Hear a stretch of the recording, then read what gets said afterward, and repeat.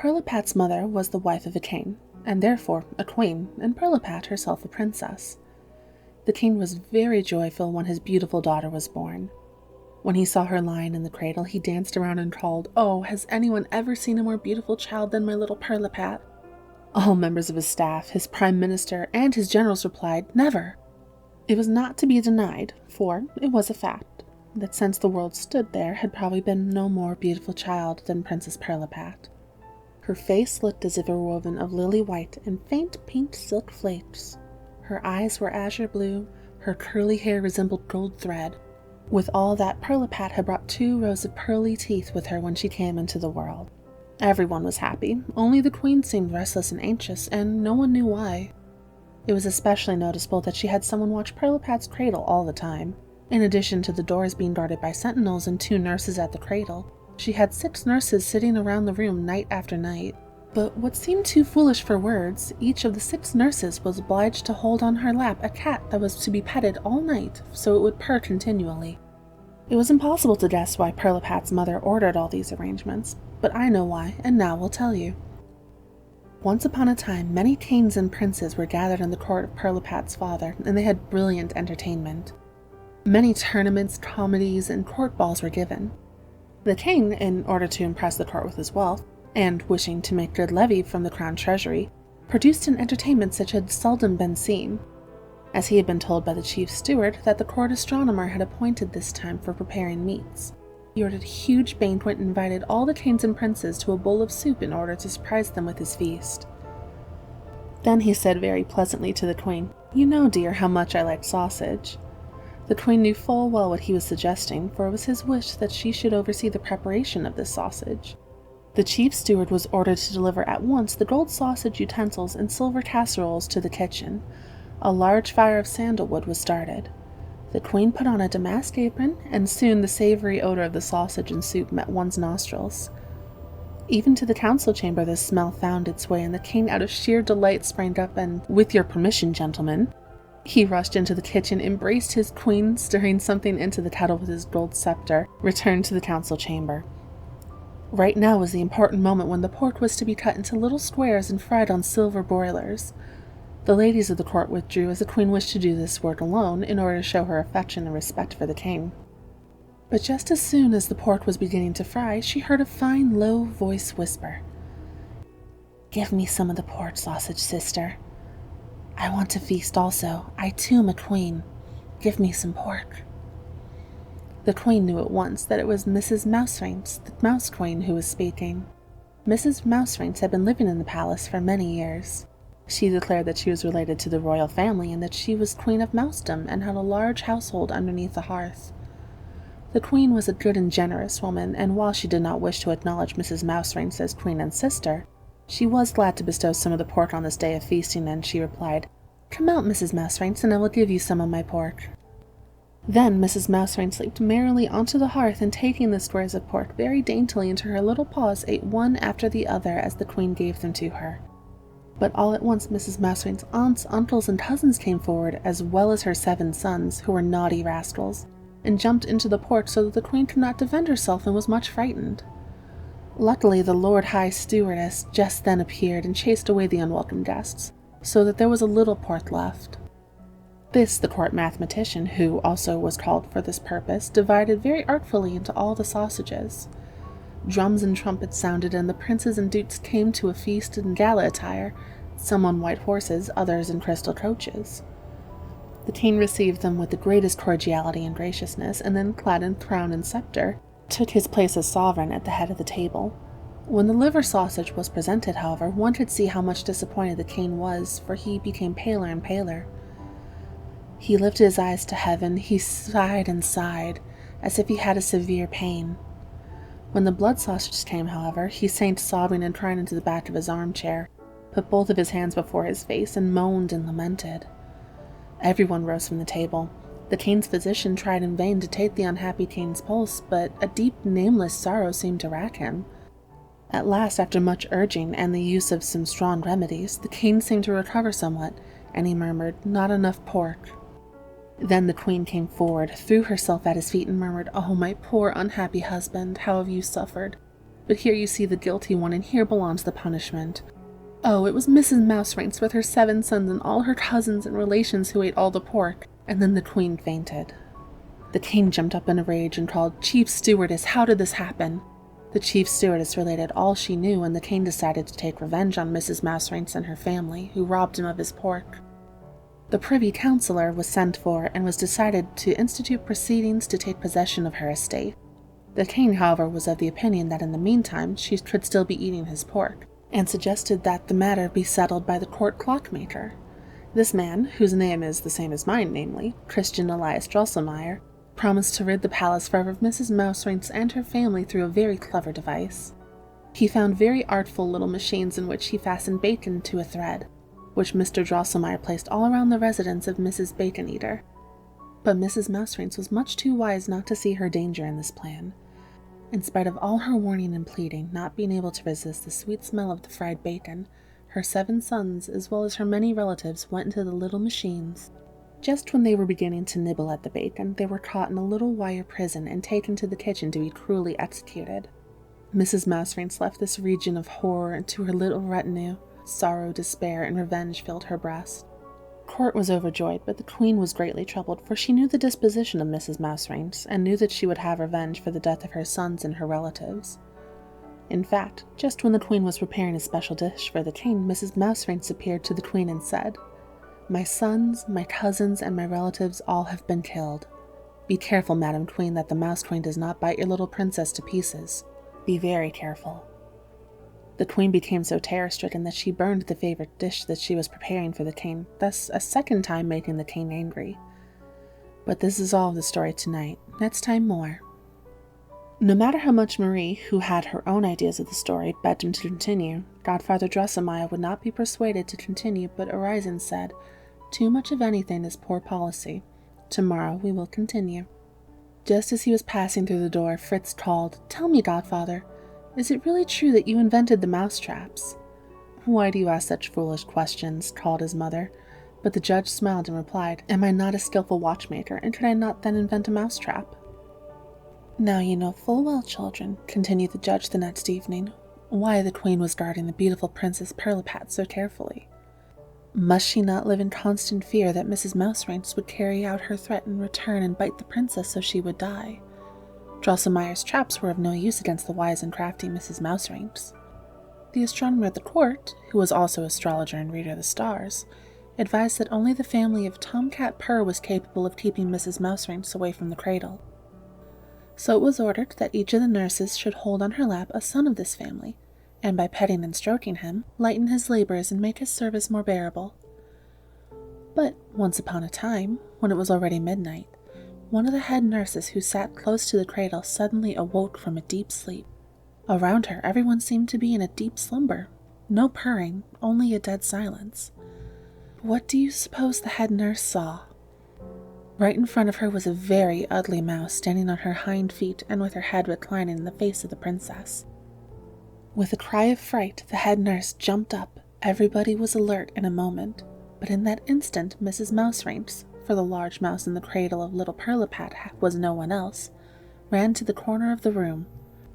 All the counselors plunged after her, but too late. She had disappeared through a crack in the floor. Pirlipat awoke at the noise and began to cry most dolefully. "Thank heavens," cried the nurses, "she is alive." But how great was their sorrow when they looked at the princess and saw how the beautiful child had been changed. Instead of the golden-haired, whitened, painted little cherub face, they saw a small, thick head with a twisted, misshapen body. The azure blue eyes had been altered to green, protruding and staring ones, and her little mouth extended now ear to ear. The queen was beside herself with misery and distress, and the walls of the king's study had to be patted, for he ran his head again and again against the wall, and cried in a most distressed voice, "Oh, what an unhappy father am I!" Now he could realize that it would have been better to have eaten the sausage without the pork, and to have paid no attention to Mrs. Mouserinks and her tribe under the hearth. But he placed all the blame on the court clockmaker, Christian Elias Drosselmeyer from Nuremberg. For that reason, he gave command that if Drosselmeyer could not, within 4 weeks, restore the princess to her former condition, or at least to find a way in which this could be accomplished, he would have him put to death by the disgraceful way of the executioner's axe. Drosselmeyer, though much alarmed, sought aid in his art and his good fortune, and began his first operation, which he deemed most necessary. He took the princess all apart, unscrewed her hands and feet, and viewed the inner structure of her body, and there to his sorrow he found that the older little Pirlipat would become more ungainly she would appear. Now he was at his wit's end, for what to do he did not know. He very carefully put the princess together again, and sank down heartsick near her cradle, which she had been forbidden to leave. 4 weeks already had gone by. Yes, it was Wednesday when the king with angry eyes looked into the room and proclaimed threateningly, waving his scepter, "Christian Elias Drosselmeyer, if you do not find a remedy for the princess, you must die." Drosselmeyer wept bitterly, but Princess Pirlipat very contentedly cracked nuts. It was the first time that the clockmaker had noticed Pirlipat's unusual appetite for nuts, and, in particular, he noted the teeth with which she had been born. In fact, directly after her change, she had cried incessantly until a nut was given to her. This she cracked, ate the kernel of it, and then became quiet. "O wise sign of nature," cried Christian Elias, "you show me the gate to the secret. I will knock, and you will open." He at once begged permission to have an interview with the court astronomer, and was led to him in care of his guards. Both men embraced with tears in their eyes as they had become firm friends. They entered a private room and began to read book after book, dealing with many mysteries. Night overtook them, and the court astronomer looked at the stars and began, with the help of Mr. Drosselmeyer, who also understood the art, to cast the horoscope of Princess Pirlipat. It was most difficult, but at last, what joy! It was clearly to be seen that in order to break the spell of the enchantment which had made her so ugly and deformed, and bring her back to her former beauty, it was only necessary that she should eat the sweet kernel of a crackertuck nut. A crackertuck nut had such a hard shell that a 48-pound cannon could drive over it without cracking it. This hard nut must be cracked by a man who has never been shaved, and who has never worn boots. He must do this in the presence of the princess, and he must pass the nut to her with eyes closed. Only after he had gone backwards 7 steps without stumbling was he allowed to open his eyes. 3 days and 3 nights these men had worked without ceasing, and the king was at his dinner on Saturday when Drosselmeyer, who was to have been beheaded on Sunday morning, entered full of joy and loud rejoicing, and told of the remedy that they had discovered which could bring the princess back her lost beauty. The king joyfully embraced him and promised him a set of swords set with diamonds, 4 medals, and 2 new Sunday coats. "Immediately after dinner we will begin," the king stated in a very friendly way. "You must be certain, my friend, that the young man who has never shaved and never worn boots will be at the hand with the crackertuck nut. Do not let him have any wine beforehand, so he will not stumble when he walks backwards like a crab, for he can have all he wants afterwards." Drosselmeyer was much confused at the speech of the king. With fear and trembling he informed the king that while the remedy had been found, it was now necessary to find the nut crackertuck, as well as the young man who could crack it with his teeth, and there was some doubt whether nut or nutcracker could be found. "Then, the order that you are to be beheaded will stand," roared the king, and swung his scepter over his head. It was fortunate that the king had just partaken of a delicious dinner and was in good humor, and therefore ready to listen to the entreaties of the queen on Drosselmeyer's behalf. She took courage to inform the king that Drosselmeyer's problem had been to find the remedy, and that he had accomplished this. The king said he called this quibbling, but at last concluded that the clockmaker and astronomer were to go forth at once and return with the nut crackertuck in their possession. The man to crack the nut was to be procured by advertising in various papers, both at home and abroad. Here the judge refused to go on with the story, but promised to conclude it in the next evening. The next evening, as soon as the candles had been lighted, the judge continued his story. The clockmaker and astronomer had been away 15 years without finding a trace of the nut crackertuck. Where they had been, and what curious things had happened to them, I could talk about for weeks, but I shall not do so. I shall state at once that Drosselmeyer in his sorrow now had a great longing to return to his native city of Nuremberg. This longing came over him when he and his friend were in a deep jungle in Asia, smoking a good pipe of tobacco. Oh, my beautiful, beautiful city of Nuremberg. Beautiful city. He who has not seen you, even if he traveled far and has seen London, Paris, and Vienna, he must still be longing for you. For you, oh Nuremberg, beautiful city, with your beautiful houses and windows. When Drosselmeyer was complaining thus bitterly, the astronomer became very sympathetic, and he cried so pitifully that he could be heard from one corner of Asia to the other. But he soon composed himself, dried his tears, and asked, "Why, my very esteemed comrade, do we sit here and weep? Why do we not go to Nuremberg, for it is not immaterial where and how we find this Krakatuk nut?" "Yes, you are right," replied Drosselmeyer, much comforted. Soon both of them stood up, knocked the ashes from their pipes, and went in one straight line out of the jungle in the center of Asia to Nuremberg. Soon after their arrival, Drosselmeyer called on his cousin, the doll manufacturer, enameler, and gilder, Christoph Zacharias Drosselmeyer, whom he had not seen for many, many years. To him he told the entire story of Princess Pirlipat, of Mrs. Mouseranks, and the Nutcracker. The doll carver threw his hands up again and again in great astonishment and called out, "Oh, cousin, cousin, what wonderful things you are telling!" Drosselmeyer related his adventures on his far journey, how he had lived 2 years with the Date King, how insolently the almond count had refused to see him, how he had, without success, applied to help the Society for the Study of Natural Philosophy. In short, how all his efforts had ended in failure, and he had not even found a trace of the Nutcracker. While he was telling the story, Christoph Zacharias snapped his fingers several times, turned around on one foot, held his breath, and cried, "Yes! Yes, unless I am much mistaken, I have it." With this he threw his hat and his wig into the air for joy, and exclaimed, "Cousin, cousin, you are quite saved, for I am quite certain that I myself own this Krakatuk nut." Thereupon he brought out a box, from which he took a gold nut of an average size. "See," he said, showing this nut to his cousin, "this nut has a peculiar history. Many years ago, at Christmas time, a strange man appeared with a bag of nuts which he desired to sell. Just in front of my doll booth he placed this bag in the street in order to defend himself from the blows of the native nut seller who was trying to drive him out. In that moment a heavily loaded wagon drove over the bag, carting all the nuts except one. This nut, the stranger, smiling mysteriously, offered to sell me for $1 of the mint of 1720. I thought this rather queer, but finding such a piece of money in my pocket, I bought the nut and gilded it, not knowing really why I had paid so much for it." There was no doubt about the cousin's nut being the long-sought Krakatuk nut, especially when the court astronomer who had been called scraped the gold from the nut, and there found the name carved into the shell in Chinese letters. The joy of the travelers was unbounded, and the cousin was the happiest man under the sun. Drosselmeyer assured him that his fortune was made, for in addition to a pension, he would see to it that he would in the future receive free of charge all the gold he needed for gilding. The travelers had already donned their nightcaps and were going to bed when the astronomer said, "My dear comrade, luck never comes singly, and I believe that we have not only found the Nutcracker, but also the young man who shall crack it with his teeth and present the beautiful kernel to the princess. I mean the son of your cousin. No, I cannot sleep," he continued, much excited, "but shall at once this night cast the young man's horoscope." With that he removed his nightcap and all at once began his search.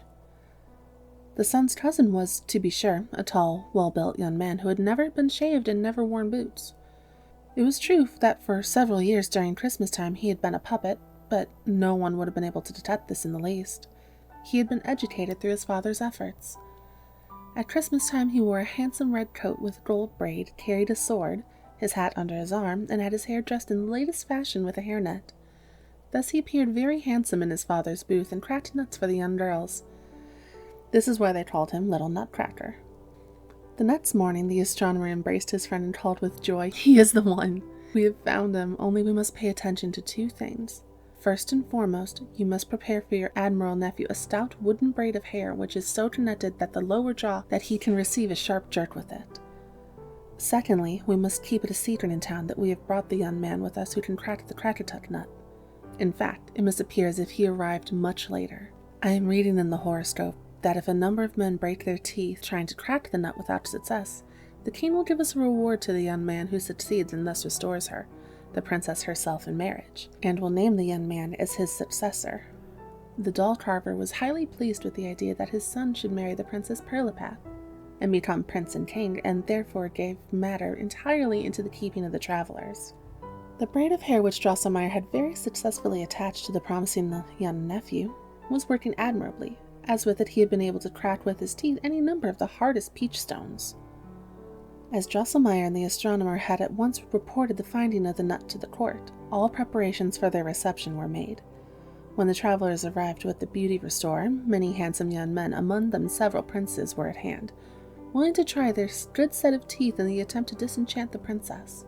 The travelers were much shocked when again they saw the princess. Her little body with tiny hands and feet could hardly carry the deformed head. The ugliness of the face was increased by a white cotton beard which had grown around her mouth and chin. Everything happened as the astronomer had read in the horoscope. One foolish prince after another broke his teeth and hurt his jaw without being able to help the princess in the least, and when one, nearly fainting, was handed to a dentist, he murmured, "That was a hard nut." After the king, in the anguish in his heart, had offered the princess as well as his kingdom to the one who succeeded in disenchanting the princess, the well-behaved, gentle young Drosselmeyer presented himself at court and requested that he be allowed to try his luck. After greeting the king and queen, and especially the Princess Pirlipat, most politely, he received from the hands of the chief toastmaster the Nutcracker. He at once put it into his mouth, gave a jerk to his braid, and crack, crack, the shell of the nut broke into many pieces. He very cleverly cleaned the nut from the fiber which surrounded it, and with a low curtsy handed it to the princess, after which he closed his eyes and walked backwards. The princess swallowed up the nut at once, and oh, such a miracle! Gone was the deformity, and in her place stood a beautiful, angelic young girl, with face like peaches and cream and azure eyes. Her curly hair looked as if it was gold thread. Trumpets and kettle drums could be heard amid the shouts of joy of the people. The king and his entire court were hopping and dancing, just as they did when Pirlipat was born, and the queen had to be restored with eau de cologne, as she had fainted from joy and delight. The great rioting and noise confused the young Drosselmeyer, who had not completed his 7 steps, but he bravely continued, and was just putting back his right foot on the 7th step, when squeaking and whining Miss Mouserings arose from the floor. The young man who was about to put his foot down stepped upon her, and stumbling almost fell down. Oh, misfortune! All at once the young man had been just as deformed as the Princess Pirlipat had been.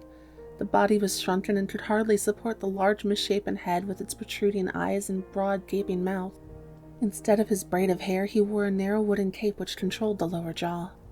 The clockmaker and astronomer were afraid something might happen to them when they saw Mrs. Mouserings on the floor, but her wickedness was not to remain unpunished, for young Drosselmeyer had stepped on her neck so severely with the sharp heel of his shoes that she was mortally wounded. When Mrs. Mouserings was about to die, she squeaked out, "Oh, Crackatuck, hard nut, from which now I must die. Nutcracker will soon pass away. My son with 7 crowns will repay, and avenge his mother. O life so full of joy, from you I must depart. O peril of death, squeak!" With this cry, Mrs. Mouserings departed this life and was taken away by the king's official stove tender. No one had paid attention to young Mr. Drosselmeyer, but the princess reminded the king of his promise, and he at once gave orders to have the young hero appear at the same. When, however, the unfortunate man with his deformity stepped forward, the princess covered both her eyes and said, "Away with that ugly Nutcracker!" And soon the court-martial took hold of him by his little shoulders and pushed him through the door. The king was furious that he should have been expected to have a Nutcracker for a son-in-law. He blamed it all upon the stupidity of the clockmaker and astronomer, and had them expelled from the court.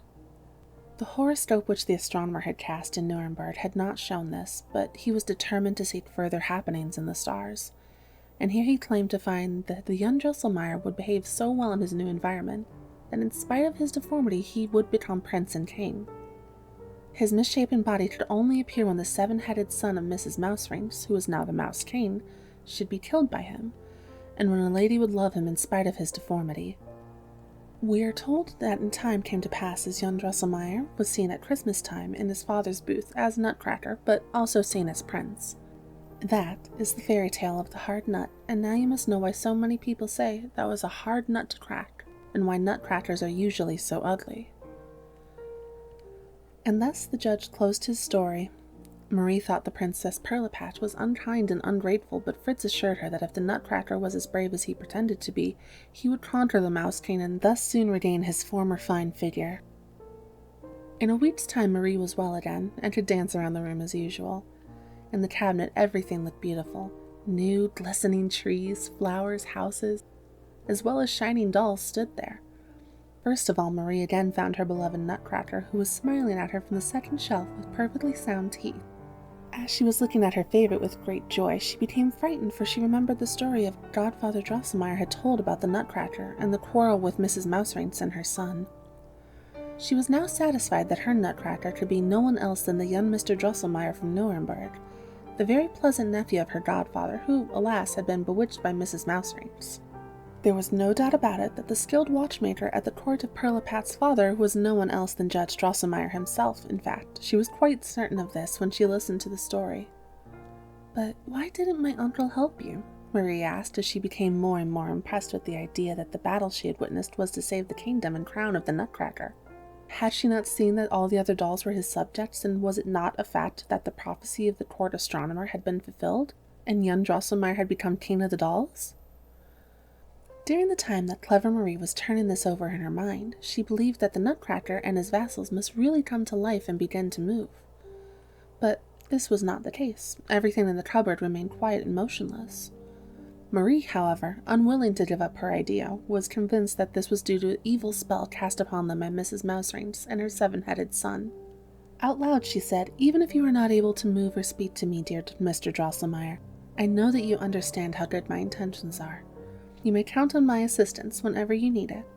At least I shall ask your uncle to help you with his skill, should it be necessary." The Nutcracker remained quiet, but to Marie it seemed as if a sigh, which seemed to resound from the panes of glass, could be heard throughout the cupboard. It was twilight when Marie's father and Judge Drosselmeyer made their appearance. In a short time, Louise had the tea table ready and the family gathered around it, each one having something amusing to tell. Marie had brought her little easy chair and seated herself at the side of Godfather Drosselmeyer. Just when there was a moment of silence, Marie looked up at the judge with her large blue eyes and said, "I am now convinced, dear godfather, that my Nutcracker is your nephew, the young Mr. Drosselmeyer of Nuremberg. He is a prince, or rather a king, as was foretold by your companion, the astronomer. But you know he is at open war with the son of Mrs. Mouserings, the mean Mouse King. Why don't you help him?" Marie now repeated the entire details of the battle as she had witnessed it, and was often interrupted by the loud laughter of her mother and Louise. Only Fritz and the judge remained serious. "Where does the girl get such foolish notions?" asked her father. "She has a lively imagination. It really is more of a dream, brought on from the fever from the wound in her arm," replied the mother. "It isn't all true," cried Fritz, "for my red hussars are not such poltroons, or I would see to them." Smiling, the judge took Marie on his lap and whispered, "You, dear Marie, have been favored above the rest of us. You are like Pirlipat, a born princess, for you reign over a bright kingdom. But you will suffer much if you are going to defend the poor misshapen Nutcracker, as the Mouse King is following him into every highway and byway. But not I, only you can save him. Be steadfast and loyal." Not long after this, Marie was awakened on a bright moonlit night by a peculiar noise which seemed to come from the corner of the room. It sounded as though little stones were being unloaded, and with a loud cracking and squeaking was heard. "Oh, the mice! The mice are here again!" cried Marie, and wanted to call her mother, but she couldn't utter a sound or move a limb. She saw the Mouse King push himself through a hole in the floor and run about the room with his 7 pairs of sparkling eyes and 7 crowns. With one leap he jumped on the table that stood beside Marie's bed and said, "Hee hee hee! Give me your sugar plums, your marzipan, little girl, or else I will bite your Nutcracker, your Nutcracker." So hissed the Mouse King, showing his teeth, and then he jumped down and ran into the hole. Marie was so frightened by this ugly apparition that she was quite pale the next morning, and was so excited she could hardly talk. Over and over again she thought she would tell her mother, or Louise, or at least Fritz, what had happened to her, but she always decided, "They will not believe me, and will only laugh at me." It was very clear to her, however, that if she wished to save the Nutcracker, she would have to sacrifice her sugar plums and marzipan. All she had of these she therefore laid on the ledge of the cupboard. In the morning her mother called her and said, "I cannot understand how it is we have mice in our living room now. Just see, Marie, they have eaten all your candy." It really was so. All the candy was gone except a few pieces which the Mouse King evidently did not care. They were nibbled at and been thrown away. Marie did not grieve about this, however, as she was overjoyed at believing she had saved her Nutcracker. But lo and behold, the following night, close to her ear, there was the same squeaking and hissing. Oh, the Mouse King was there again, and his eyes sparkled more meanly than the night before as he hissed through his teeth, "You will have to give me your sugar cookies and your dolls, or I will bite the Nutcracker." and then the mean mouse king ran away again. Marie was very sad. The next morning she went to the cupboard and looked at all her pretty candy dolls, for there was a shepherd with his sheep, a letter carrier with letters in his hand, and 4 pretty couples, nicely dressed young men with especially beautiful girls, were swinging in a Russian dance. Just back of a few dancers were Joan of Arc and a companion. For these Marie cared little, but in the corner was a red-cheeked candy baby, her favorite, and then she burst into tears. "Oh," she called, turning to the Nutcracker, "dear Mr. Drosselmeyer, I will do anything to save you, but surely it is not easy." Nutcracker seemed so grieved when she looked at him that she at once decided to sacrifice all her dolls and again placed them on the ledge of the cupboard. She kissed the shepherd and his lambs, and at last also brought out her favorite, the little red-cheeked baby, which she placed in the back row, putting Joan of Arc and her companion in the front row. "Why, it is quite dreadful," called Marie's mother the next morning. "There must be a large mean mouse in the cupboard, for all of Marie's pretty candy dolls have been nibbled and partly eaten." Marie could hardly keep from crying, but when she remembered that it was to save the Nutcracker, she smiled again. In the evening, Mrs. Stahlbaum was telling her husband and the judge about the havoc that a large mouse was causing in the cupboard. They all seemed to think that there should be some way to get rid of it. "I know how," said Fritz. "The baker next door has a fine tomcat. I will get him up here and he will soon put an end to such a mouse, even if she is Mrs. Mouserange or her son the Mouse King." "Yes," replied his father, "and he will jump on every chair and table and break glasses and cups and cause much damage." "Oh, I don't think so. The baker's cat is a very clever fellow, and I only wish I could balance on the edge of a roof the way he does." "No cat at night time, please," called Louise, who had an aversion for them. "Of course, we can set up a trap. Haven't we one in the house?" "Godfather Drosselmeyer can make one for us," called Fritz. "He is the inventor of them." Everyone laughed at this, and upon the assurance of Mrs. Stahlbaum that there was no mouse-trap in the house, the judge at once had brought one from his home. Fritz and Marie now had lively recollections of their godfather's fairy tale of the hard nut, and when the cook fried the bacon, Marie said to Dora, "Madam Queen, you'd better be on your guard against Mrs. Mouserange and her family." Fritz, however, drew his sword and said, "I would show them if they came near." But everything above and below the hearth remained quiet. When the judge fastened the bacon to the trap and very cautiously placed the trap into the cupboard, Fritz called, "You had better be very careful, Godfather Watchmaker, that the Mouse King will not play some tricks on you." The next night Marie had been much more excited. Something icy cold was tapping on her arm, and there was something rough against her cheek which hissed and squeaked in her ear. It was the mean Mouse King sitting on her shoulder, and with his teeth grinding and grating, he hissed into her ear. She was unable to move for fright. "Hush, hush, I will not go into the house. Give all you have, your picture books, your dresses, or you will have no peace, for you must know Nutcracker will be bitten." Squeak, squeak. Now Marie was filled with sorrow and distress. She looked pale and anxious in the morning. Her mother, thinking Marie was grieving about her dolls, and also afraid of the mouse, said, "Do not worry, dear child. We will get rid of the ugly mouse. If the trap does not catch the mouse, we will take Fritz's advice and get the baker's tomcat."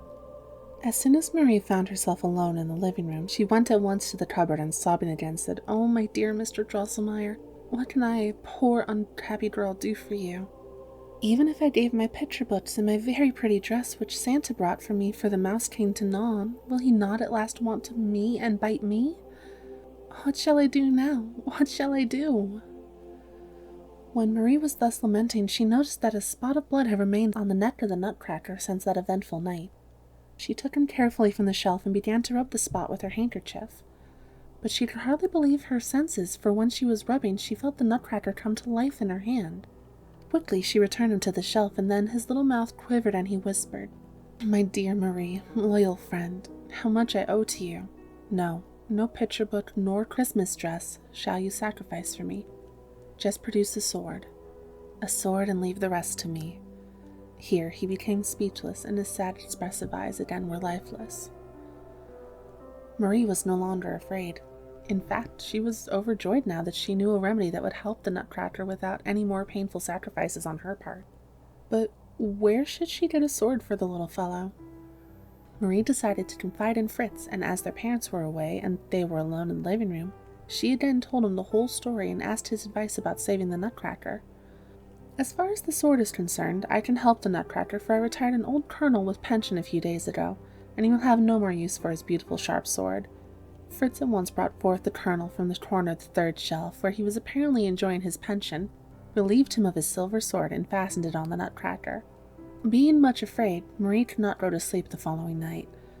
About midnight she thought she heard queer noises in the living room. All at once she heard a squeak. "The Mouse King! The Mouse King!" called Marie, and sprang, badly scared, out of the bed. Everything was quiet, but soon she heard a knocking on the door, and the low voice whispered, "Dear Miss Stahlbaum, you can safely open the door. I have good news." Marie recognized the voice of young Mr. Drosselmeyer, slipped into her dress, and quickly opened the door. There stood the Nutcracker, with the bloody sword in his right hand and in his left a candle. As soon as he saw Marie, he knelt on one knee and said, "You, dear lady, are the one who gave me the courage of a knight, and the strength of my arms to subdue the insolent fellow. Conquered, the treacherous Mouse King is now destroyed. Will you, dear lady, accept from the hand of your devoted knight, yours until death, the proof of victory?" With this, the Nutcracker slipped from his arm the 7 golden crowns of the Mouse King and handed them to Marie, who was delighted with the gift. Nutcracker then stood up and continued, "Oh, Miss Stahlbaum, what wonderful things I could show you at this moment when I have subdued my enemy. If you would favor me and follow me a few steps, oh, favor me and come, dear lady." Marie was well aware that she was entitled to Nutcracker's gratitude, and was convinced that he would keep his word and show her many wonderful things. "I will go, Mr. Drosselmeyer, but it must not be far, nor take too long, as I have not had my night's sleep." "I will choose, therefore," replied Nutcracker, "the nearest way, even if it is a little more difficult." He walked ahead and Marie followed him, until he stood before the large, heavy wardrobe in the hall. Marie was astonished to see that the doors of this cupboard, which were usually securely locked, stood open, and she could distinctly see her father's traveling fox furs hanging in the front. Nutcracker climbed very skillfully up upon the ledge and onto the molding, in order to reach the large tassel which was fastened to a heavy cord on the back of the fur coat. When Nutcracker gave a jerk on the tassel, a dainty flight of cedar wood steps came down through the sleeve. "Will you be good enough to go up?" called Nutcracker. Marie did as she was asked, but had hardly gone through the sleeve and looked out at the collar when blinding light met her view, and she found herself in the center of a meadow heavy with fragrance, from which millions of sparkles were shining forth like glittering diamonds. "We are now in the candied meadow," said Nutcracker, "but we shall soon pass through that gateway." Now Marie became aware of a beautiful gate arising a few steps from them in the meadow. It seemed to be built of white, brown, and paint-speckled marble, but when she came near she saw that the entire mass was baked out of sugar, almonds, and raisins. For this reason, Nutcracker explained, it was known as the Almond Raisin Gate. On a protruding gallery of this gate, seemingly of barley sugar, 6 little monkeys in red waistcoats were producing beautiful music. Soon Marie was surrounded by the most delicious fragrance which came from a nearby forest. In the dark foliage there was so much that was sparkling and glistening that one could see quite distinctly gold and silver fruit hanging on brightly colored stems. The trunks and branches were adorned with ribbons and flowers, like a bridal couple and their married guests. And when the orange perfume floated like waves, the branches and leaves murmured, the tinsel crackled and rustled like joyful music, to the accompaniment of which sparkling lights were skipping and dancing. "Oh, how beautiful it is here!" cried Marie. She was so happy and delighted. "We are in the Christmas forest, dearest Fräulein," said Nutcracker. "Oh, if I could stay here a little while," said Marie. "It's so lovely." Nutcracker clapped his little hands, and immediately appeared some shepherds and shepherdesses, hunters and huntresses, who were so delicate and white that they seemed to be made of pure sugar. They brought forth a most lovely feudal chair of solid gold, laid a white glossy cushion upon it, and very politely invited Marie to recline upon it. Scarcely had she done so when the shepherds and shepherdesses danced a graceful ballet for which the hunters whistled. Then they all disappeared in the shrubbery. "You will pardon," said Nutcracker, "that the dance was a failure, but these people are all tightrope walkers and could only do the same thing over and over again. There is a reason for the music being so weak. The pastry hangs just above their heads on the Christmas trees, but too high to reach. Shall we not walk on?" "Oh, how beautiful and charming it is here, and it certainly delights me," said Marie, getting up and following Nutcracker, who had gone ahead. They walked along a murmuring brook from which a delicious fragrance seemed to come filling the entire forest. "It is the Orange Brook," said Nutcracker when questioned, "but except for its fragrance it does not compare with Lemonade River, which, like it, flows into Almond Milk Lake." In fact, Marie soon heard louder splashing and rippling and saw the broad lemonade river proudly threading its course in cream-colored waves through the green glowing shrubbery. A refreshing cool air which strengthened chest and heart arose from this water. Not far away, a slow, dark yellow stream was quietly wending its fragrant way. On its shores, pretty little children were catching plump fish, which they ate at once. In the distance on this river, Marie could see an imposing village. Houses, churches, barns were all dark brown, covered with golden roofs, and many walls were so colorfully decorated that it looked as if colored candies had been used in their construction. "That is Sugar Cookie Village," said Nutcracker, which lies on Honey River. "The people living there are very handsome, but are usually cross, for they suffer from toothache, and for that reason we will not stop there at present." Just then, Marie noticed a little city with gaily colored transparent houses which looked very attractive. Nutcracker went toward it, and Marie heard an hilarious noise and saw thousands of neat little people unpacking high-loaded wagons in the marketplace. The cargo looked like bright-colored papers and slabs of chocolate. "We're in Bonbonville," said Nutcracker, "and our cargo has just arrived from Paperland and from the Chocolate King. The poor bonbon houses were in great danger lately as they were attacked by an army of gnats, and that is the reason they are now covering their houses with gifts from Paperland, and building trenches supported by slabs from the Chocolate King. But, dear Fräulein Stahlbaum, we must not loiter in these villages, but visit the capital of this country." Nutcracker hurried forward, and Marie, full of curiosity, followed. In a few moments the air was filled with fragrance of roses, and everything was tinged in a rosy hue. This, Marie noticed, was the reflection from a crimson lake, the waves of which were flowing along in silvery pink, while their splashing and murmuring produced beautiful tunes. On this shimmering water, silver-white swans with gold neckbands were swimming, and they joined in the melody, singing the most tuneful of songs, while fish like diamonds could be seen leaping up and down in this crimson water as if taking part in the merriest dance. "Oh," cried Marie, "that is the lake that Godfather Drosselmeyer was going to make for me, and I'm the little girl who's going to feed the swans." Nutcracker smiled ironically, which Marie had never seen him do before, and replied, "Your godfather can never produce anything like this." Nutcracker again clapped his little hands, and at once the crimson lake murmured louder and the waves splashed higher, and in the distance Marie saw a gaily colored opalescent shell wagon sparkling with all sorts of gems and drawn by 2 dolphins with golden scales. 12 little black boys with caps and aprons woven from the feathers of hummingbirds leaped to the shore and first carried Marie and then the Nutcracker over the waves into the wagon, which then glided over the lake. Oh, how glorious it was to ride in this shell wagon, surrounded by rose perfume and rosy waves. The 2 gold-scaled dolphins lifted their nostrils and gushed forth high into the air crystal jets of water, and as these fell in rainbow colors, one could hear 2 silver-toned voices saying, "Who swims in this lake so airy? The fairy, the fairy. Bim, bim, little fishes swim, swim.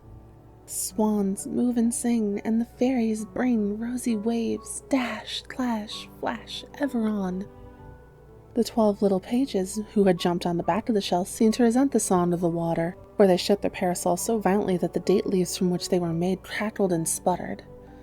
With that they stamped their feet and sang click-clack, click-clack, forward and back. Black dancers cannot be slack. Fishes and swans, bestir yourselves. Drone, shell wagon, drone, click-clack, forward and back. "These pages are very merry people," said Nutcracker, "but if they keep on they will drive the whole lake into rebellion." It was true, for soon one could hear a deafening noise of wonderful voices coming from the air and the water. Marie was not disturbed, however, as she only saw charming girls' faces smiling at her from the waves. "Oh," she cried, clapping her hands, "oh, look, dear Mr. Drosselmeyer, that is Princess Pirlipat smiling at me. Oh, look, look!" Nutcracker, however, sighed rather sadly and said, "That is not Princess Pirlipat, that is yourself. Always your own face that smiles from each rosy wave." In that moment the 12 pages picked her up and carried her to the shore. She found herself in a green thicket, which had seemed even more wonderful than the Christmas forest, where everything sparkled and glistened. Especially marvelous were the rare fruits of the strangest color and fragrance hanging on the trees. "We are in the Confetti Grove," said Nutcracker, "and over there is the capital." What did Marie see there? Not only were the walls and towers gay-colored, but the shape of the buildings was different from anything she had seen on Earth. Instead of roofs, these houses had dainty braided crowns, and towers were decorated with the most delicate foliage she had ever seen. As she passed through the gateway, which looked as if it were built of macaroons and candied fruit, silver soldiers stood at attention, and one little man in a brocaded dressing gown threw his arms around Nutcracker's neck with the words, "Welcome, dear prince. Welcome to Confectionville." Marie was rather astonished to have Nutcracker addressed as prince by such a distinguished gentleman, but in a moment she heard so many voices cheering and laughing, so much music and singing, that she could think of nothing else, and asked Nutcracker to explain the meaning of all this. Nutcracker replied, "This is nothing unusual. This is a well-populated, merry city, and this happens every day. Come this way, please." They had gone but a few steps when they came to a large marketplace which presented the most gorgeous view. The buildings around it were made of fancy pastry, and all having many galleries. In the center stood a high candied cake like an obelisk. It was the tree cake, and around it 4 artificial fountains sent forth lemonade and other sweet drinks. In the basin were all kinds of ice cream and ices to which one wanted to help oneself. But prettier than all this were the little people who were there by thousands, moving in great throngs, shouting, laughing, and joking. In short, they produced the uproar Marie had heard from a distance. Here were handsomely dressed ladies and gentlemen, Armenians, Greeks, and Tyroleans, officers and soldiers, ministers, shepherds, and clowns. In fact, people of every kind that are found in the world. In one corner the tumult became louder as the people made way for the great mogul who was being carried in by a palanquin, accompanied by 93 dignitaries of the realm and 700 slaves. It so happened, however, that on the other corner the Fishermen's Guild of 500 were having their procession. The Turkish mogul also had just decided to ride over the market square with 3,000 soldiers. Added to this, a large troop from the opera came by, who with a full band were triumphantly singing, "Up, thank the mighty sun," making straight for the cake. There certainly was a pushing, a crowding, and a noisy carrying on. Soon one heard great cries of distress, for in the crowding a fisherman had knocked off the head of an Indian priest, and the grand mogul had nearly run over by a clown. The noise grew louder and louder, and the crowd was beginning to be so boisterous that many were fighting, when the gentleman in the brocaded dressing gown who had greeted the Nutcracker as prince at the gate climbed upon the tree cake. After a very clear-toned bell had rung 3 times, he called 3 times very loudly, "Pastry cook, pastry cook, pastry cook." At once the noise ceased, and after each procession was again in order, the soiled grand mogul had cleaned up, and the Indian priest's head had been replaced, the noise went on as before. "Why does he call a pastry cook, Mr. Drosselmeyer?" asked Marie. "Oh, Fräulein," answered Nutcracker. "Pastry and confectionery have great power here, as it is believed that with them one can make anything one wants of any person. The little merry people are so afraid of this power that the mere mention of the word will quiet the greatest tumult, which the mayor has just proven to you. No one then thinks of anything earthly, of the blow on his side or of a black eye, but turns his thoughts inwards and says, 'What is a man, and what can be made of him?'" Marie now could not refrain from a loud exclamation of wonder, for she stood before a palace with 100 towers, all lit with crimson glowing lights. Here and there on the walls were large bouquets of violets, narcissus, tulips, and stocks, the rich colors of which enhanced the white of the building with their pink glow. The large dome of the center building, as well as the pyramid-shaped towers, was strewn with thousands of sparkling gold and silver stars. "Now we are before the Marzipan Castle," said Nutcracker. Marie was speechless before this enchanted palace, but she noticed that the roof of one of the large towers was entirely missing, and that little men standing on a scaffold of cinnamon sticks were trying to restore it. Before Marie could ask for an explanation, the Nutcracker continued, "A short time ago this palace was threatened by wicked devastation, if not with entire destruction. The giant Sweet-Tooth came this way and quickly bit into the roof of yonder tower and was nibbling on the dome when the citizens of this city brought him off by giving him as a tribute an entire quarter of the city as well as part of the grove. This satisfied his appetite, and he went on. At this moment one could hear soft, low music, the doors of the palace were opened, and 12 pages came out carrying torches of stems of cloves in their little hands. Their heads consisted of 1 pearl, the body of rubies and emeralds, and they walked on feet made of pure gold. They were followed by 4 ladies, about the size of Marie's new doll, but were so exquisitely dressed that Marie knew at once they must be princesses. They embraced Nutcracker most affectionately and cried in a sad voice, "Oh, my prince, my dear prince, oh, my brother!" Nutcracker seemed elated, but sad, for he wiped the tears from his eyes and took hold of Marie's hand and spoke in a formal manner. "This is Fräulein Marie Stahlbaum, who saved my life, the daughter of a very honorable physician. If she had not thrown her slipper at the right time and procured for me the sword of the retired colonel, I would by this time be in my grave, bitten to pieces by the cursed mouse king. Turning to Marie, they cried, "Oh, are you like Pirlipat, although she is born a princess, in beauty, goodness, and virtue?" "No, no," cried Marie. All the ladies cried, "Yes, yes," and embraced Marie, sobbing, "O noble savior of our beloved princely brother." Now the ladies escorted Marie and Nutcracker into the interior of the palace, into a room the walls of which were made of different colored crystals. But Marie liked best of all the dear little chairs, tables, bureaus, and other furniture standing all around, which were made of mahogany and teakwood and decorated with gold flowers. The princess urged Marie and Nutcracker to be seated and said they would at once prepare a meal. Then they brought out a quantity of little dishes of all kinds of the finest Japanese porcelain, spoons, knives, and forks, a grater, casseroles, and other kitchen utensils of gold and silver. They brought out the most delicious fruits and pastries, such as Marie had never seen, and with their dainty white hands prepared the fruit, grated the almonds, pounded the spices, in short, did what was necessary, and Marie could see at once how well they knew how to prepare a delicious meal. In fact, if the truth were known, she was wishing she too might help. The most beautiful of Nutcracker's sisters, as if reading her thoughts, handed her a gold mortar with the words, "Oh, dear friend, beloved deliverer of my brother, pound a little of this loaf sugar." While Marie was merrily pounding in the mortar, sounding as it did like a pretty tune, Nutcracker began to relate how in the fierce battle between him and the army of the Mouse King, he was defeated, owing to the cowardice of his own troops, and how the ugly Mouse King was then about to devour him when Marie came to his rescue by offering a number of her subjects as tribute. It seemed to Marie while listening to the story that Nutcracker's words, yes, even her pounding, were fading away into the distance, and she saw silver gauze like thin fog clouds rising into the air in which the princesses, the pages, and Nutcracker, yes, even she herself were floating. She could hear a queer singing, buzzing, and chirping, which was growing less and less, and as if in a cloud she was going higher, higher, higher and higher, higher and higher. Puff, puff it went. Marie fell down from this immense height. That was an awful shock. She opened her eyes at once. There she lay in her bed. It was daytime, and her mother was standing by her and said, "How can anyone sleep so late? It is long past breakfast time." "Oh, mother, dear mother," started Marie and looked around somewhat dazed. "Where have I been? Where did young Mr. Drosselmeyer take me last night? And what wonderful things did I see?" Then she began to tell her story. Her mother looked at her most astonished. When Marie finished, her mother said, "You have had a long and very beautiful dream, my child, but now you must forget it." Marie insisted, however, that she had not been dreaming, but that she had seen it all. Then her mother led her to the cupboard, took the Nutcracker from the third shelf, and said, "How can you insist that this Nuremberg wooden doll came to life?" "But dear mother," replied Marie, "I know full well that the Nutcracker is young Mr. Drosselmeyer of Nuremberg and the nephew of our godfather." At this, Marie's father and mother both burst into hearty peals of laughter. "Oh," said Marie, almost crying, "now you are laughing at my Nutcracker, dear father.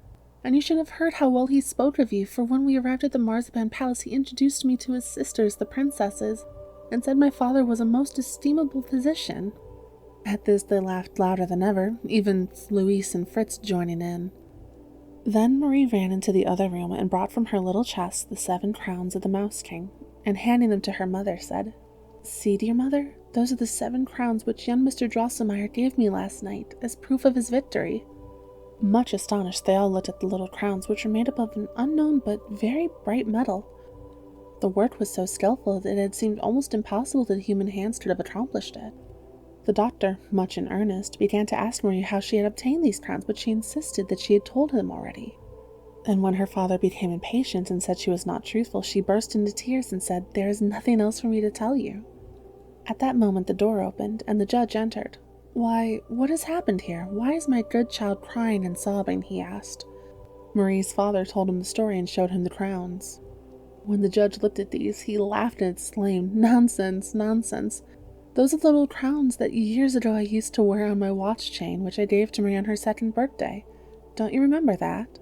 But no one seemed to have any recollection of this, and when Marie saw that they were all friendly again, she ran over to the judge and said, "You know everything, godfather, and you also know that my Nutcracker is your nephew from Nuremberg, and that he gave me the little crowns." At this they all became serious and commanded Marie to stop imagining anything more or she would be punished. Now, of course, Marie could not speak any more of her strange adventure, but the pictures of the fairy kingdom played around her in billowy waves of sweetest ripples and in charming, lovely sounds. She thought about it again and again, so much that she could sit quietly and not play, and they at last called her a dreamer. Yes, in the merry Christmas time, children dream wonderful things, and beautiful dreams are also fairy tales, as is this one of the Nutcracker and the Mouse King.